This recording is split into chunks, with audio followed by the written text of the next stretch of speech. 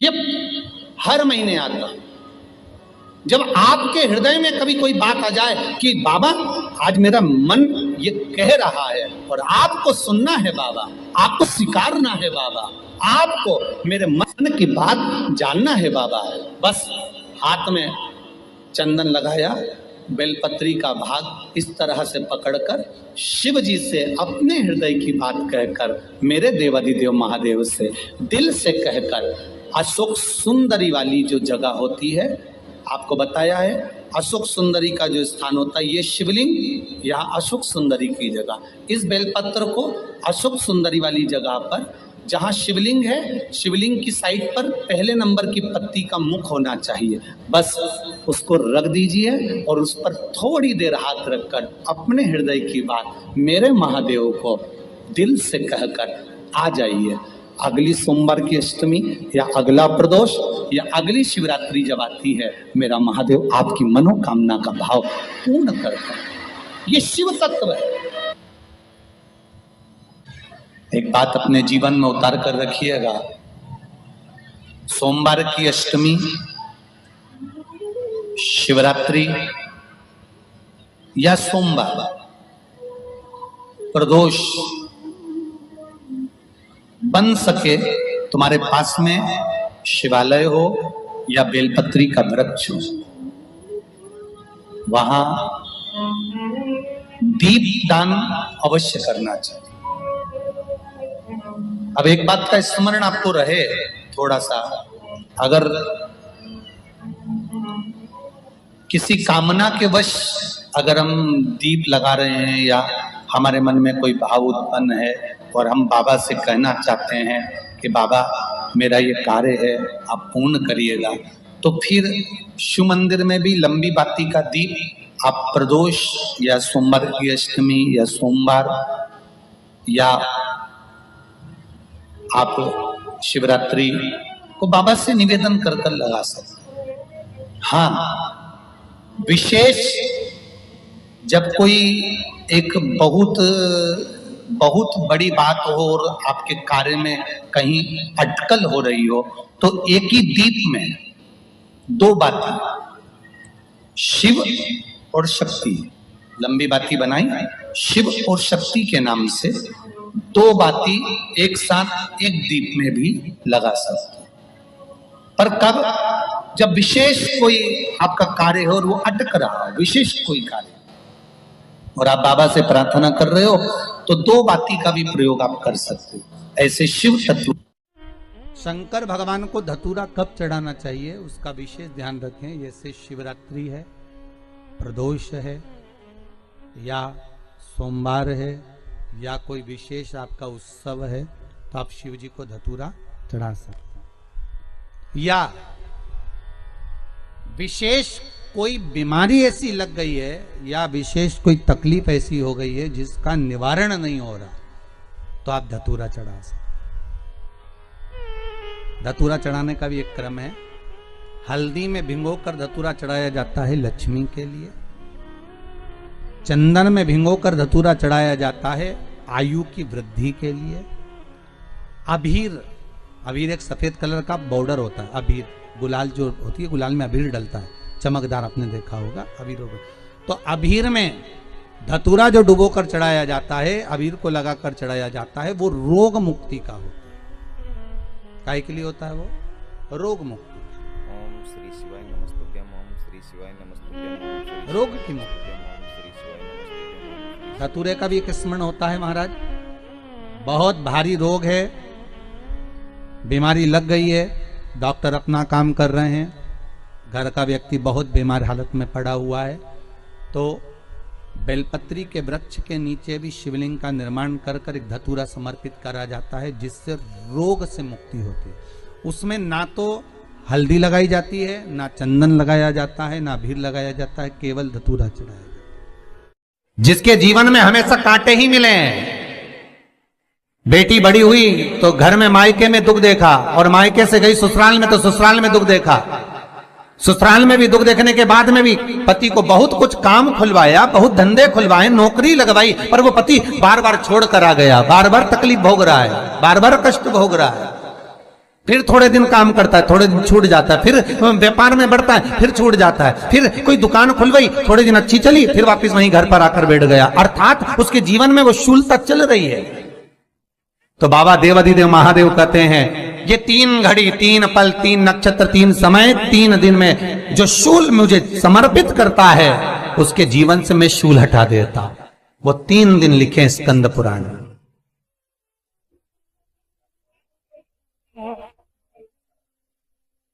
महाराज बैसाख महीने में जो प्रदोष आती है, बैसाख के महीने में बहुत ध्यान से सुनना भाई, जो अपनी जिंदगी से बहुत तंग आ गए हो, परेशान हो गए हो, कष्टमय जीवन जी रहे हो, बहुत दुखी हो गए हो, उनके लिए ये स्कंद पुराण का चरित्र फिर मिले ना मिले आप प्रेम से सुन लो। भाव से पहला बैसाख महीने की प्रदोष, चाहे वो शनिचरी प्रदोष हो, चाहे रविवार की हो, सोमवार की हो, मंगल की हो, बुधवार की हो, गुरुवार की हो, शुक्रवार की हो, शनिवार की हो, कोई भी वार की हो, पर बैसाख महीने की प्रदोष, प्रदोष काल में शाम का समय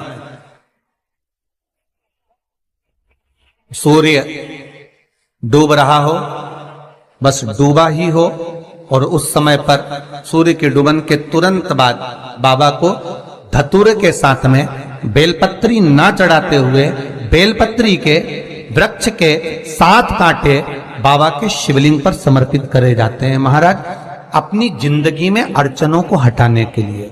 फिर आप जिस व्यापार में उतरे, जिस व्यवसाय में उतरे, जिस नौकरी में उतरे, आप दिल से करें, आपको तरक्की मिलेगी। आप हार नहीं सकते, नीचे नहीं आ सकते, उन्नति पर ही चढ़ेंगे। एक वैशाख मास की प्रदोष, दूसरा शिवरात्रि के दिन मध्याह्न का समय। महाराज जो बड़ी शिवरात्रि होती है माघ की, बड़ी शिवरात्रि के अंतर्गत मध्याह्न का समय, दोपहर के ठीक 12 बजे, चाहे फिर वो कोई भी दिन हो महाराज, शिवरात्रि जिस दिन पड़ रही हो,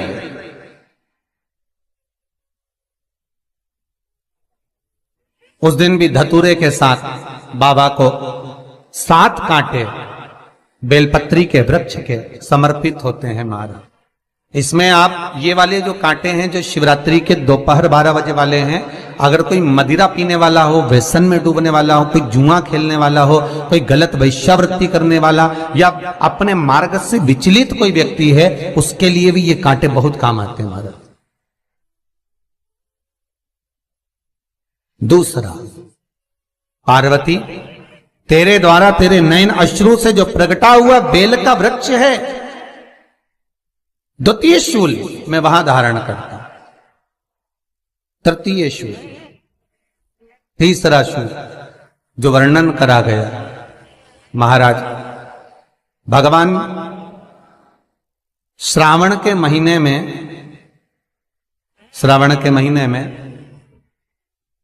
जो भी दूसरा सोमवार पड़े, जो भी पड़े, श्रावण के महीने का जो दूसरा सोमवार होता है, उस दूसरे सोमवार में रात्रि के समय पर, अर्थात शास्त्र अब घड़ी और पल का स्मरण करेंगे तो रात्रि के बजेंगे 10 से 12 बजे महाराज, 10 से 12 के बीच में धतूरे के साथ बाबा को शूल समर्पित होता है महाराज। ये भी हमारी बाधाओं को, हमारी तकलीफों को, व्यापार व्यवसाय के लिए, नौकरी सर्विस के लिए, बहुत सारे एग्जाम में आप बैठ लिए, गवर्नमेंट एग्जाम के लिए बैठ लिए, नहीं हो रहा, ये 3 बार मेरे शंकर को बेलपत्री के वृक्ष के शूल समर्पित होते हैं, उसका आनंद पाना और उससे अपने को सुख प्राप्त करना।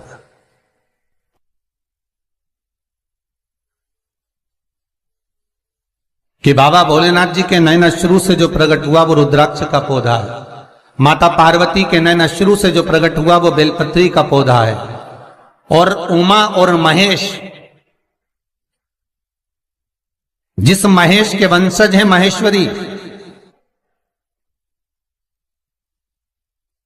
जिनकी 12 खाम प्रगटी है भगवान महेश के द्वारा,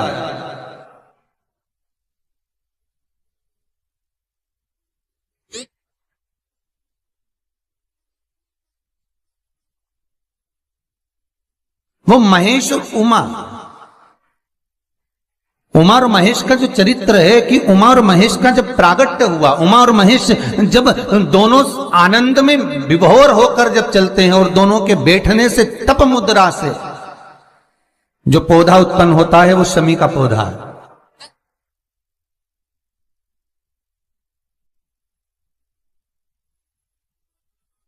शमी का पौधा। तो एक बात ध्यान रखिए, शिव जी के द्वारा जो निर्मित हुआ उसमें कोई शूल नहीं है, उसमें कोई कांटे नहीं है। पार्वती के द्वारा जो निर्मित हुआ बेलपत्री का पौधा, उसमें कांटे हैं। और पार्वती के मिलन से भी जो उत्पन्न हुआ है शंकर के साथ में, उसमें भी कांटे हैं। शमी के पौधे में भी कांटे हैं, शमी के वृक्ष में भी कांटे हैं।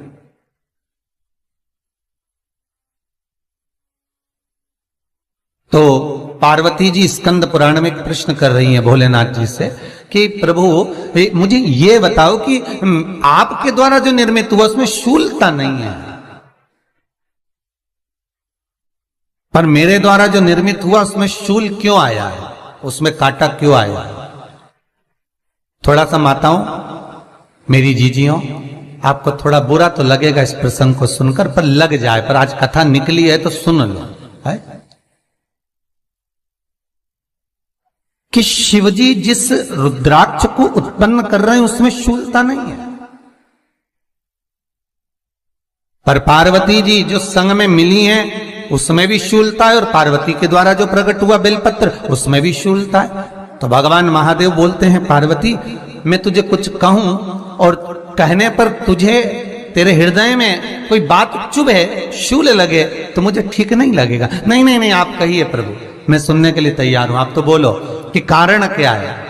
भगवान कहते हैं, पार्वती बस अंतर इतना है, नारी का जो स्वभाव होता है, स्त्री का जो स्वभाव होता है, उसके हृदय में छोटी छोटी बात के शूल बहुत होते हैं।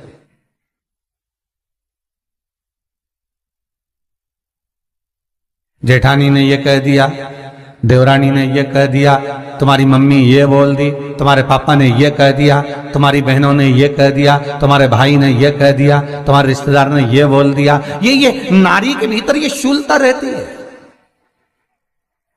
तो पार्वती जी बोली कि जितना तप आपने करा उतना तप मैंने करा, और जितनी साधना आपने करी उतनी साधना मैंने करी, और जितना आराधना दिल से आपने करी उतनी आराधना दिल से मैंने करी, फिर इसमें शूलता कहां से आ गई?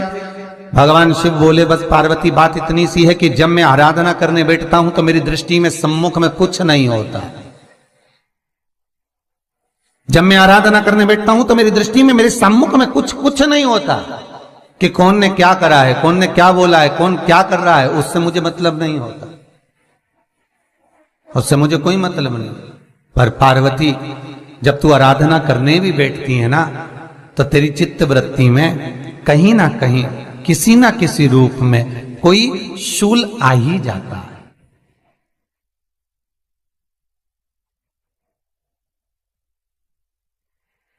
कई माताओं की आदत देखी साहब, भगवान की सेवा करने बैठी है तो भी भीतर थोड़ा सा शूलता भरी हुई है। महाराज बताओ, इतने सारे भगवान इकट्ठे कर लिए, मैंने बोला था बहू से कि वहां रख लेती है, बताओ इतने सारे यहां पर लाकर रख दिए हैं, अब इसकी सेवा करना पड़ रही है, अब ये करना पड़ रहा है। प्रसाद लेने के लिए रसोई घर में गई, भगवान का भोग लगाने के लिए, तो उसमें भी शूलता आ गई। इतने घंटों से मैं सामान ढूंढ रही, फ्रिज में मिल ही नहीं रहा, मैंने रख के गई थी, भगवान जाने कहां चले गए। भगवानों को वस्त्र पहना रही है तो शूलता है। अलमारी का ड्रॉज खोला, इसमें मैंने सामान रखा था, ना जाने भगवान का श्रृंगार कहां चले गया, कौन ने हाथ लगाया, फिर शूलता आ गई। भोजन करने बैठे तो शूलता है, कोई कार्य के लिए जा रहे हो तो शूलता है। अर्थात कहीं ना कहीं नारी के जीवन में शूलता बनी हुई है। और पार्वती जब तुम भजन करो, तप करो, साधना करो, भक्ति करो, उसमें शूलता नहीं होना चाहिए। श्री शिवाय नमस्तुभ्यम, ओम श्री शिवाय नमस्तुभ्यम, ओम श्री शिवाय नमस्तुभ्यम, ओम श्री शिवाय नमस्तुभ्यम, ओम श्री शिवाय नमस्तुभ्यम, ओम श्री शिवाय। पार्वती जी ने कहा, भोलेनाथ तो क्या आप मुझे स्वीकार नहीं करेंगे बेलपत्री के रूप में? क्या मुझे स्वीकार नहीं करेंगे शमी पत्र के रूप में?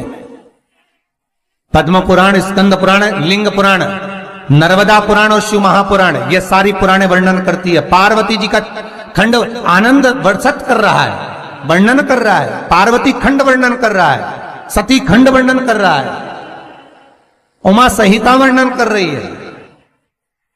क्या आप मेरा ये बेलपत्र का स्वरूप आप धारण नहीं करेंगे? इसमें शूलता इसलिए भगवान कहते हैं नहीं नहीं, धारण तो करूंगा।